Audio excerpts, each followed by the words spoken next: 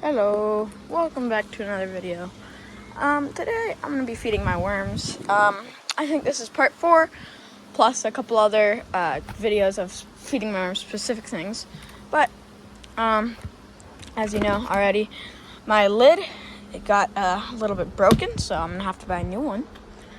And lift up the bag. I haven't seen the worms in a little while. I also changed out the cardboard because it was getting a little bit moldy and starting to get kind of gross.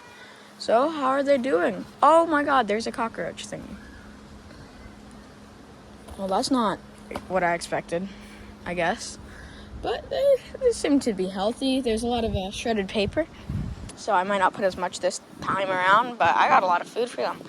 So, I don't know if you guys can tell, but the bin is starting to get a little bit full.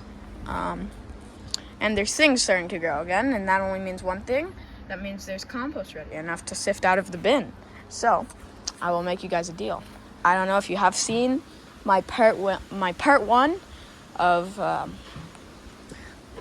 sifting my compost.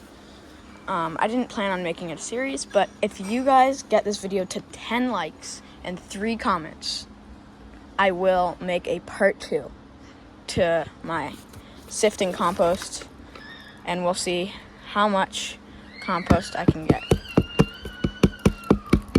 So, we're emptying the first bucket number 1, and you will see lots of coffee grounds, and these plates, these plates. So these are special plates. These are sugar cane plates, so they're not paper. If they were paper, I'd have to cut them up much smaller for the worms, but they're sugar cane plates, so the worms will hopefully like them.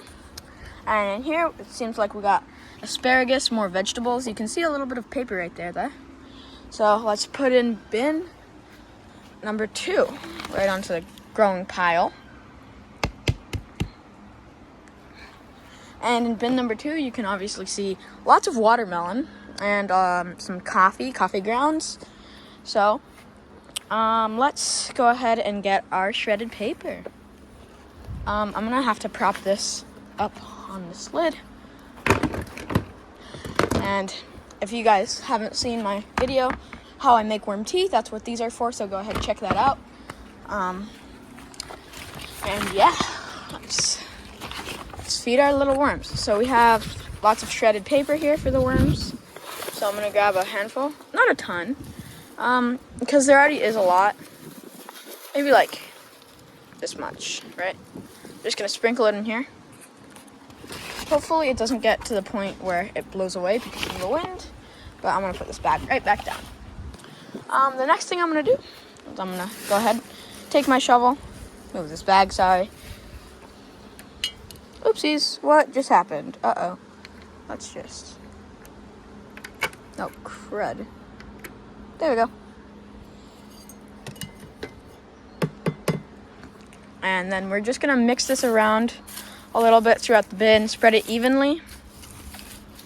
So yeah, looks like we got a lot of celery, big sticks of celery. I hope those, rotten, hope those decompose well with the worms. I don't know if they're too big. I've never really tried feeding my worms something this big, so it's a little bit of an experiment, but everything with this bin is an experiment. So yeah, the other thing I've been wondering is, I don't know if you guys can tell, it's very dark down there, but I don't know if the bin will crack and give way because of the weight. So that's another reason. Probably going to sift for compost soon. So our next plan of action, our next step is watering, because as most of you know, if you've seen any other one of my videos where I feed worms, my worms need water. They need water to survive. So yeah, that's gonna be great.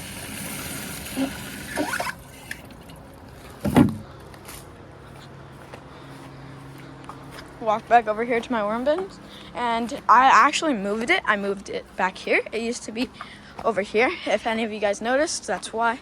It used to be there, now it's here. So yeah.